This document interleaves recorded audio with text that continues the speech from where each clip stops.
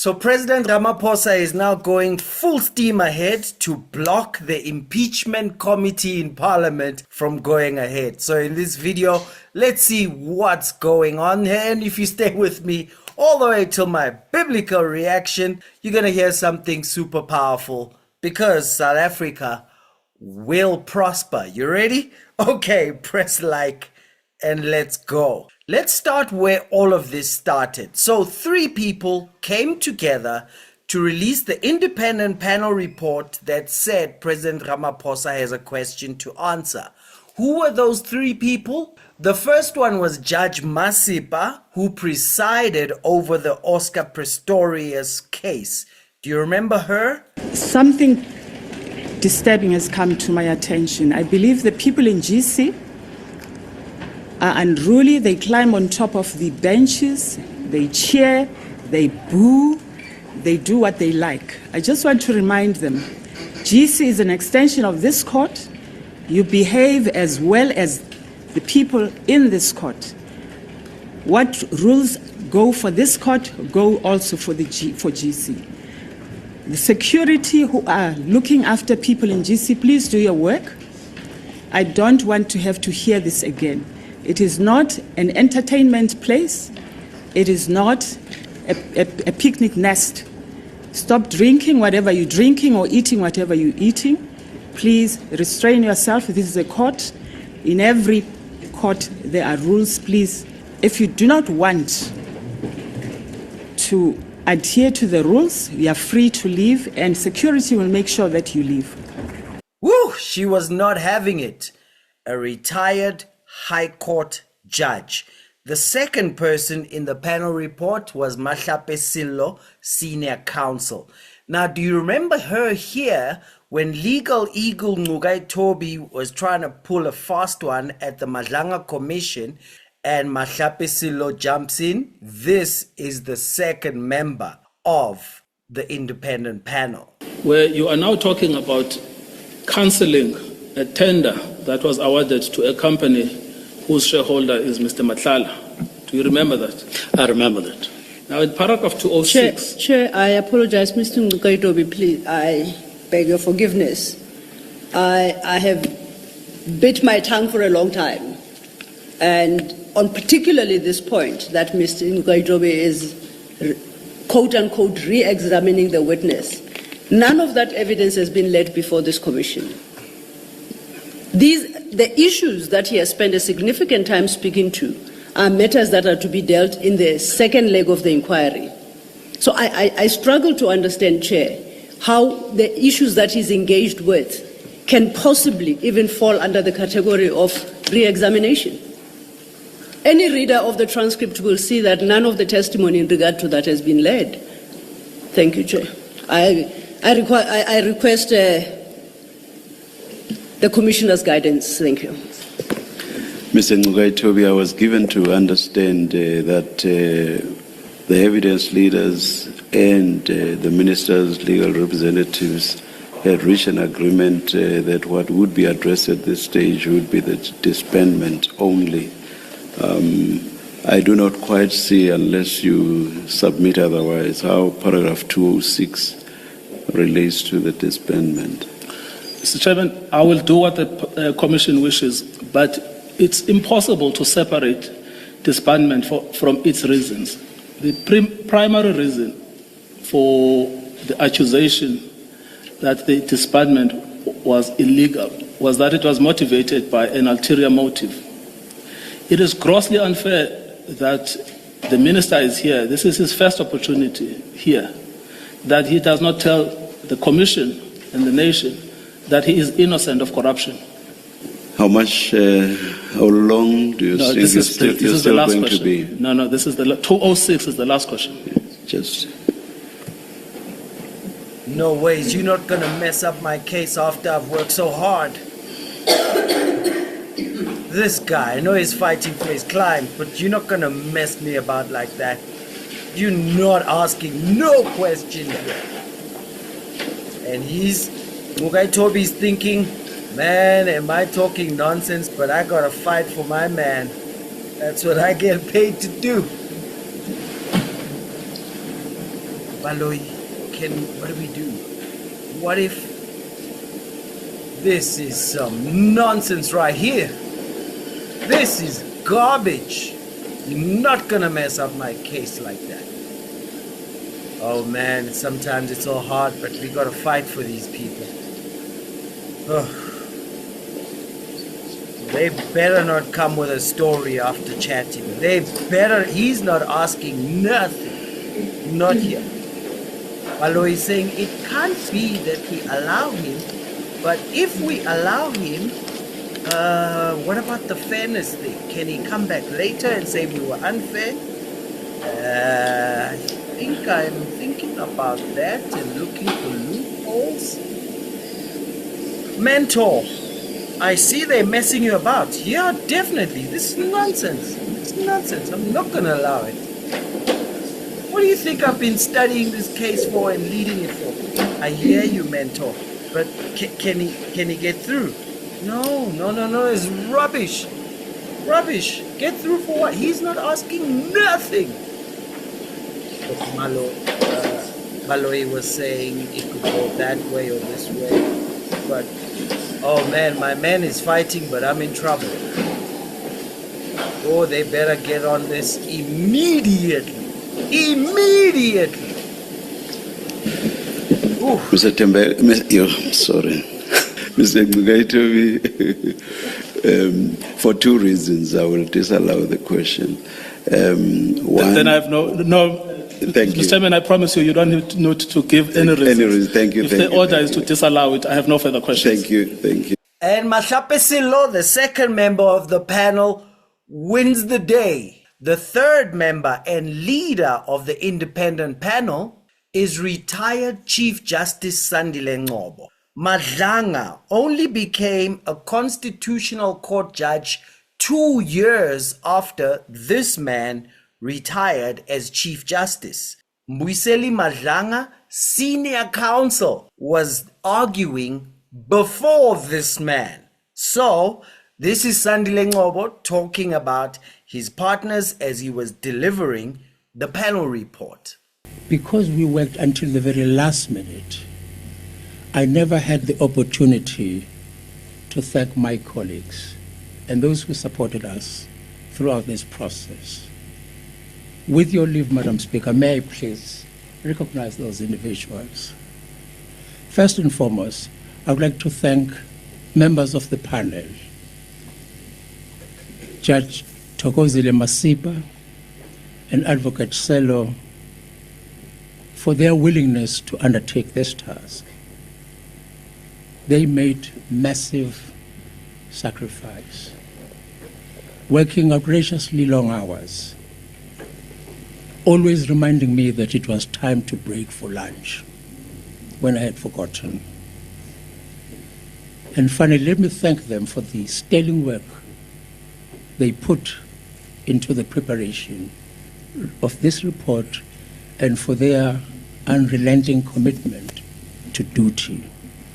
So the independent panel report that was signed off on the 30th of November 2022 was signed off by retired Chief Justice Sandile Ngcobo, signed off by Justice Thokozile Masipa, and signed off by Advocate Mahlape Sello. And after gathering evidence from everybody and everywhere, and a lot of it from the president's own answers, they conclude that on the face of it, prima facie, at first glance, that the president may have committed a serious violation of Section 96(2)(a), a serious violation of Section 34(1) of PRECA, a serious misconduct in that the president violated 96(2)(b) by acting in a way that is inconsistent with his office, and a serious misconduct that the president violates Section 96(2)(b) by exposing himself to a situation involving a conflict between his official responsibilities and his private business of the Constitution. If you want to hear Thabo Mbeki at his most sarcastic about this part, check out this video here about businessman Ramaphosa. So this is what these three people working so long found. Firstly, in the Constitution, it says that members of the cabinet and deputy ministers may not undertake any other paid work. We know the Phala Phala story. I mean, on the face of it, unless President Ramaphosa convinces us otherwise, he had paid work. On the face of it, he acted in a way that is inconsistent with his office, unless he convinces us otherwise. That's what prima facie means. It means the onus is now on him to convince us otherwise, because before that, with just the information before us, this thought stands. And exposed themselves to any situation which involves a risk of a conflict between official responsibilities and the private interests of business Ramaphosa. I'm using Thabo Mbeki's sarcasm. This is what they were saying from the Constitution. And if you go to Preka, you'll see that any person who holds a position of authority, which he owns Phala Phala, and who knows and ought to reasonably to have known or suspected that any person has committed theft involving an amount of 100,000, I think $580,000 is above 100,000 rands, must report, even knowing or suspecting. They must report or make sure that it's reported to the Hawks. President Ramaphosa never reported even to an SAPS police station. He told his head of security. So these three legal minds came to this conclusion, but at the end of last month, President Ramaphosa took that panel report on review, and he basically just answers every sentence in it and tries to throw doubt on it and says ridiculous stuff like these three people just depended on rumors and they didn't think through this properly. Listen, if someone said that about Madlanga, that Madlanga just got emotional and listened to rumors, you'd be like, blasphemy. I mean, never mind them saying it about Baloyi or Khumalo or Mahlape Sello or Chaskalson. You can't even say that about Mahlape Sello, just watching Madlanga Commission. Now, what if you have Masello and a retired High Court judge and a retired Chief Justice? It's like Gerara here, man. If anyone's going to listen to rumors, it may be me. Not those three sitting together in a room debating what is good evidence and what is not leading up to the report. So, the latest news that's just come in, President Ramaphosa has run to the court to say the impeachment committee is going on, even though I've already asked for the review of the panel report. So now I want to block them. Breaking news at the South, the president now seeking to stay the work of the impeachment committee pending his review. Does this take you by surprise? No, Bongiwe, it doesn't take me by surprise. It's characteristic generally of the African National Congress leaders to do this type of thing. It is called the Stalingrad approach, where you fight for every centimeter. So Ramaphosa could easily, once the ATM and the FF launched their attack in court, he could have actually launched this application at that time. But he chose to wait and at the most inopportune moment to launch this application.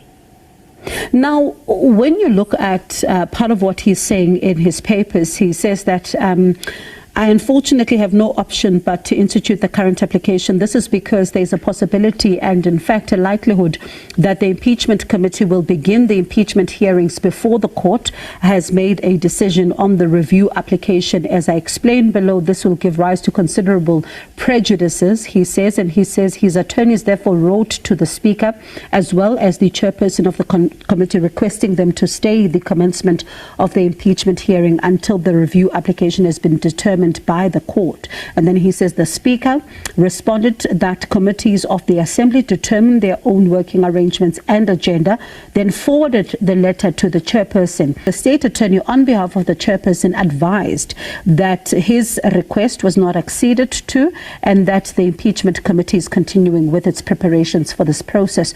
Yep, so Thoko Didiza, the ANC Speaker of Parliament, has said no ways we're stopping. We just got slapped over the knuckles by the Constitutional Court judgment. And the chairperson also said, no thank you, we'll continue. Well, that's no surprise, because 12 days ago, when Makashule Gana became the chairperson of the impeachment committee, the first and only thing he said was, we ain't stopping because of whatever's going on in any courtroom anywhere.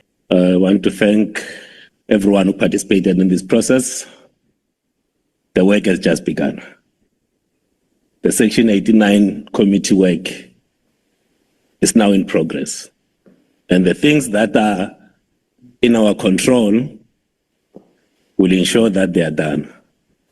Those that are outside of our control will be done by those bodies. There are processes that are on the go with regard to the rules, but that process will not stop the work of the committee. They will work in parallel. So we will be in communication with all the members of the committee in terms of the next processes that will be taken. The meeting stand agenda. And the rules have been discussed and everything has been moving forward, and President Ramaphosa is trying to see if he can interdict them so that the impeachment committee never goes forward. My biblical reaction: because the sentence against an evil work is not executed speedily, therefore the heart of the sons of men is fully set in them to do evil. Whenever accountability takes time, a culture of impunity continues. Many people are concerned about President Ramaphosa's resignation because that brings a whole lot of instability into a country when a president steps aside. And I can understand that. And sometimes people prefer, let's just carry on with the devil we know than to move on to a devil we don't know. So I can respect that. The other side of it is that when there's a delay, when a panel report comes out in 2022, so for 3 years we've known that there's a prima facie case, is that the hearts of the sons of men gets fully set in them to do evil. And the long-term repercussions of overlooking wrongdoing is so destructive. Right now, we have a 30 June deadline for illegal immigrants to get out of the country, and we fear violence and we hope it doesn't get violent and messy. Well, how did that happen?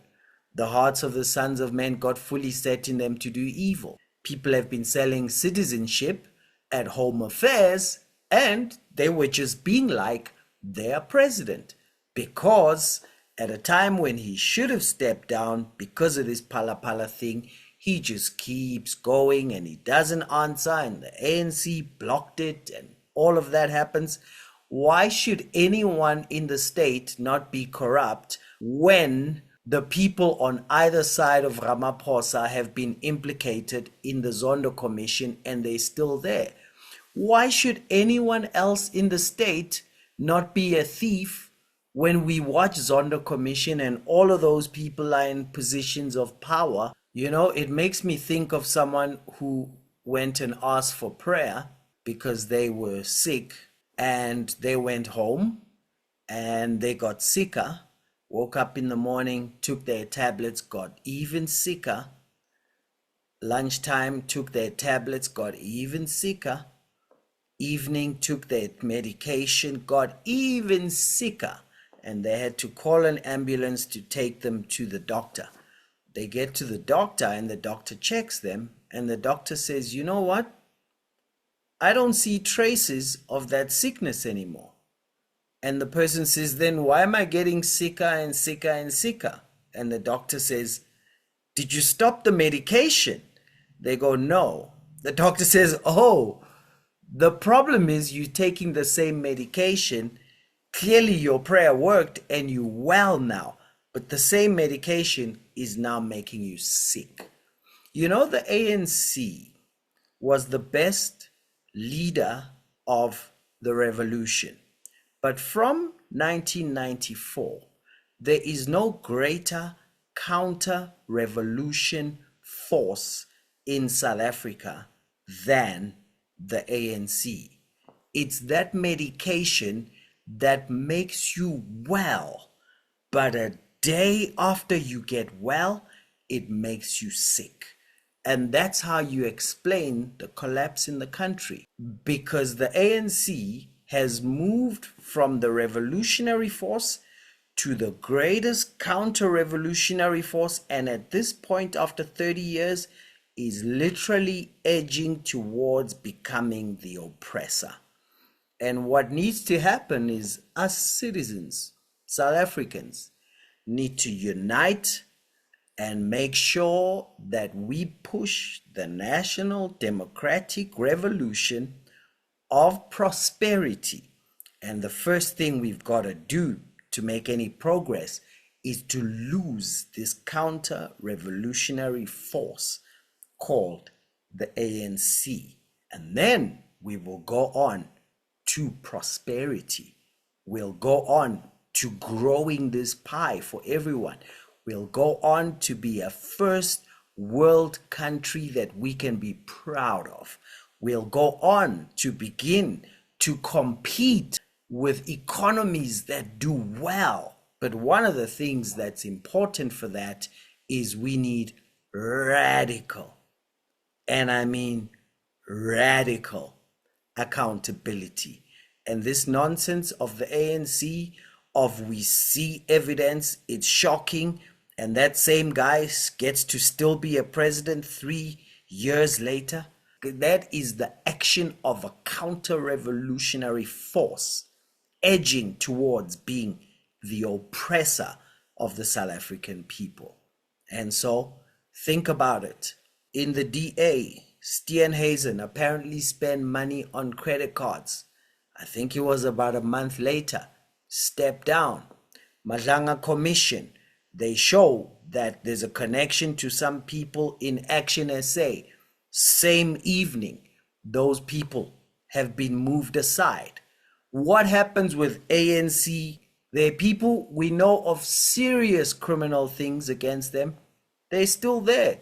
Some of them are in the impeachment inquiry. So many people in the impeachment inquiry. I can tell you story after story. Those are the actions of counter-revolutionaries who are fighting our national democratic revolution to prosperity. That's why I keep saying no man can serve two masters. Either love the one or hate the other, or you'll despise the one and honor the other. You can't serve God and Karl Marx. So you and I need to unite and overthrow this counter-revolutionary force called the ANC, so that we get to a culture of normalcy, where when someone has serious allegations against them, they kind of feel like they must step aside within a month, because this just can't work. This is important for prosperity. So let's make history together. By the way, have you subscribed?